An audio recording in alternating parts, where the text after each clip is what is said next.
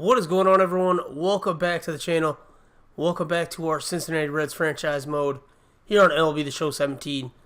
Before I get into this, which is the month of July recap and also the trade deadline video, just want to apologize for the lack of uploads. I've been sick most of last weekend and I'm just kind of now starting to feel better. So hopefully daily uploads will be coming starting today when you see this. Again, I apologize for that. Thanks for understanding, obviously. Let's move on to this now, as we are sitting at 47 and 58 through the month of July. Take a look at the DL real quick. Homer Bailey has about 8 days left on his 10-day stint. Robert Stevenson, who we literally just called up 2 starts before he got hurt in June, broke his forearm. He still has a month left. We'll probably just put him back in AAA, to be honest. I don't know. He's probably not going to be up. We'll see how that goes, obviously, when he's healthy and what our rotation looks like. But moving on to the standings, obviously we're 47 and 58. 20 and a half games back of the division lead. Playoffs are not in the future for us this year. Cubs have a 16 and a half game lead over the Brewers. They're the only ones over 500 in the entire division. But that's what the wild card's for, right? Well, if you take a look at our wild card standings, where we're at there, we're not doing so hot. There are like 6 teams ahead of us. The Mets and Giants have them locked down. Braves a half a game. Yeah, there's some good teams ahead of us in the wild card, so it's not looking like we're going to make the playoffs. So we will be sellers at the deadline. I'll get to that, obviously, towards the end of the video. Joey Votto tops in batting average, doubles, hits. Billy Hamilton with 8 triples. Duvall, 58 RBIs. Hamilton 10th with 21 steals. Votto second in base on balls with 64. He's also second on base percentage at 420, which those two together would lead to a good OPS. He is 7th with that. Raciel Iglesias, 5th in saves with 26. Scott Feldman tied for second in walks allowed. Desclafani tied for 10th. And batting average of wins above replacement. Joey Votto 12th at 3.9. I apologize for going through as fast as I did. There's a lot of stuff we got to get through here with the trade deadline. Speaking of the trade deadline, now on to the trades. Basically, the last part of the video. Our first trade is actually Drew Storm. We're going to trade him to the New York Mets for pitching prospect Justin Dunn, 21 years old, 62 overall B potential. Going to be I think he'll be a good player for us. We need pitching. On to the next one was probably the biggest trade. All-star catcher Devin Mesoraco, one of 2 All-Stars for us this year. We're going to send him to Miami, to the Marlins, for Junichi Tazawa. And the big piece in it is top 50 prospect Braxton Garrett, starting pitcher. 19 years of age, A potential, 66 overall already. So he's already better than one of our top prospects, Amir Garrett.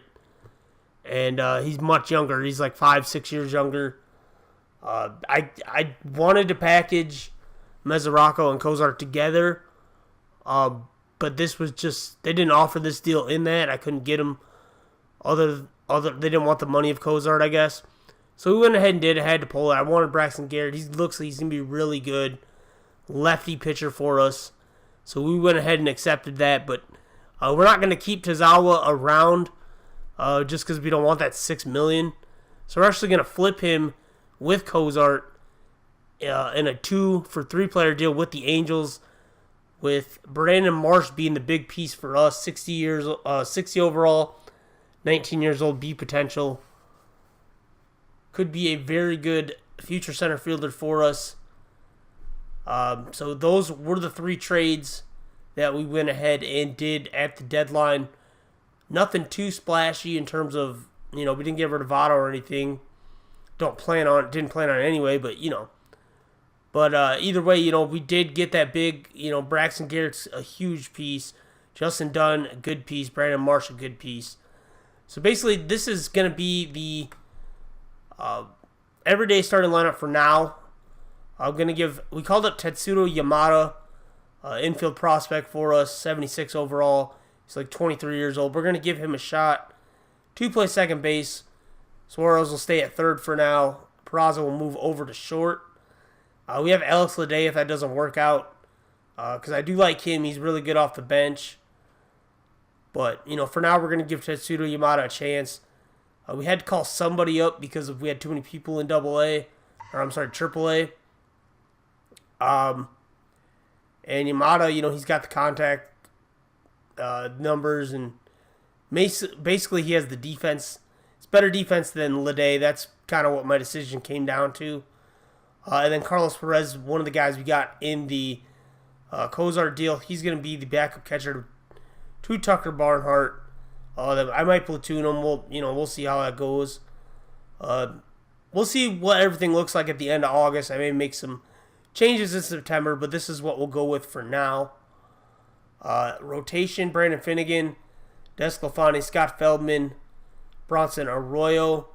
The one change, we called up Tim Edelman from AAA. As like I said, Robert Stevenson was on the bench, on the DL. And Michael Lorenzen, we're going to move him back to the bullpen and give Edelman a spot. He's probably going to make one start before Homer Bailey comes off the disabled list. So then Edelman will either go to the bullpen or back down to AAA. We'll see how we do that. But makeshift rotation, definitely. Hopefully we can improve upon that next year. We definitely got some good arms here at the deadline, as well as some of the other good arms we already have in the minors. So looking forward to that next year. Like I said, Lorenzen back to the bullpen. Otherwise, everything's the same. The other one thing, Mike Morin was the third guy we got from the Angels. He basically just going to fill in for Storin. We basically flipped Tazawa for him. So I thought that was a pretty good deal on our part.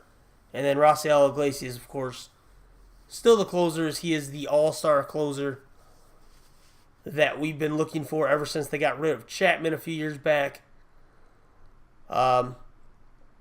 Basically, with that said, guys, that's going to do it for this recap. Like I said, we're 47-58, probably not going anywhere this year.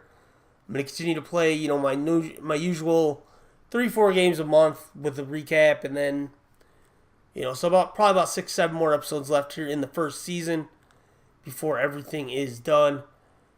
As always, guys, thanks for watching. Let me know in the comments what you thought of the trades we made. I'd love to hear from you guys. Be sure to leave a like if you enjoyed the video. Please subscribe if you have not already for more Reds franchise. Don't want to miss that exciting second season. As always, guys, thanks for watching. Till next time, peace.